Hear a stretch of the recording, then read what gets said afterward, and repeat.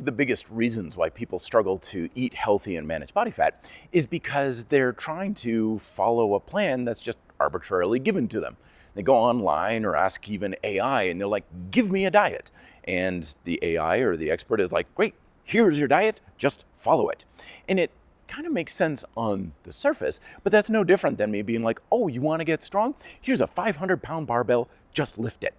And of course, it'd be like, that doesn't really work that way, but we still take that same approach when it comes to expecting ourselves to be healthy and lean by just following whatever diet.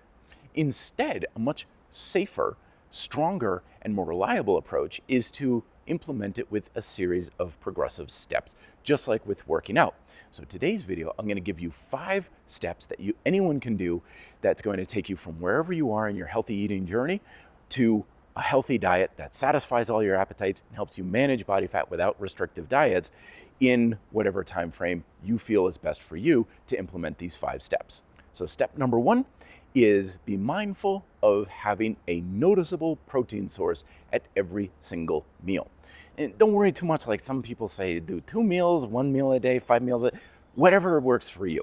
There's no magic to how many meals you eat in a day, smaller meals, bigger meals, whatever works best for you, for your schedule and your preferences and what just feels best for your body.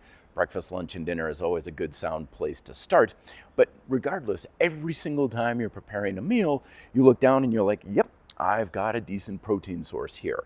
It can be animal-based, plant-based, dairy, non-dairy, whatever you want. Don't overthink it. You should just sit down and say, yep, I've got a good source of protein here. No need to count calories or grams of protein. It should just be a good, roughly about a third or so of what the meal is. So once you're in the habit of having noticeable protein at every meal, then you move on to step 2, which is include noticeable plant sources with every meal. And a lot of times people will say, yeah, it's fruits and vegetables, and absolutely, but think beyond that too.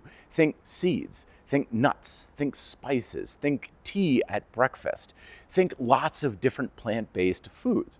This not only goes a long way at fortifying the protein source you have to satisfy hunger and metabolic support, but also nutritional support and fiber because you're getting a lot of that from plant-based sources.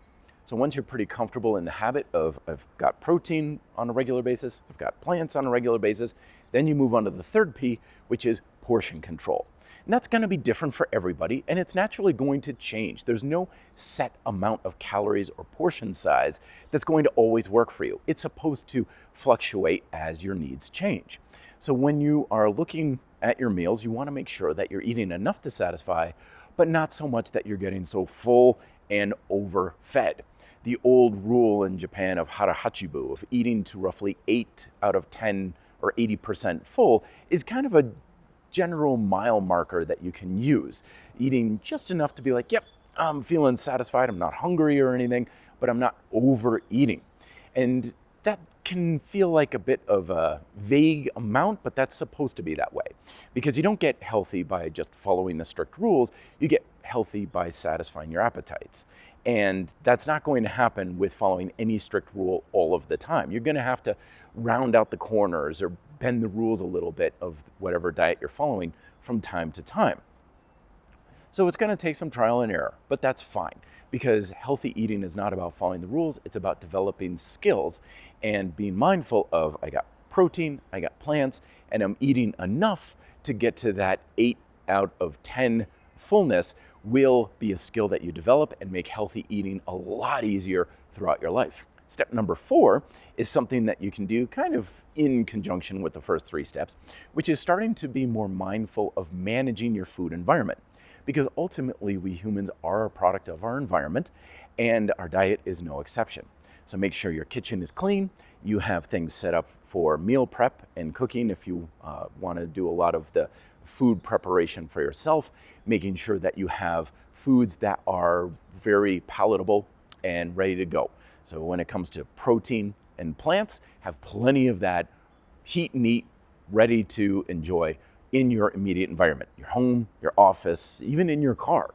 And then finally, step number 5 goes with that, but it also ties everything together, which may not seem like a big deal, but it makes a big difference, not only for your waistline, but also your budget, which is keep a grocery list. And whenever you think about it, like, oh, I should have apples, or oh, I need more turkey or whatever, just keep it on a grocery list, which is so much easier now that we've got our phones and our smart devices. We can just tell Siri or Alexa or whatever, add this thing to my grocery list. So that way, every time you go to the grocery store, you have a plan for what you're going to buy and put in your cart. When you have a plan for what you're going to buy, you have a plan for what you're going to make, what you're going to have in your environment, and that makes it a lot easier to have plants, protein, and portion control at every single meal. And when you take care of your meals, your diet will take care of itself. Be fit, live free.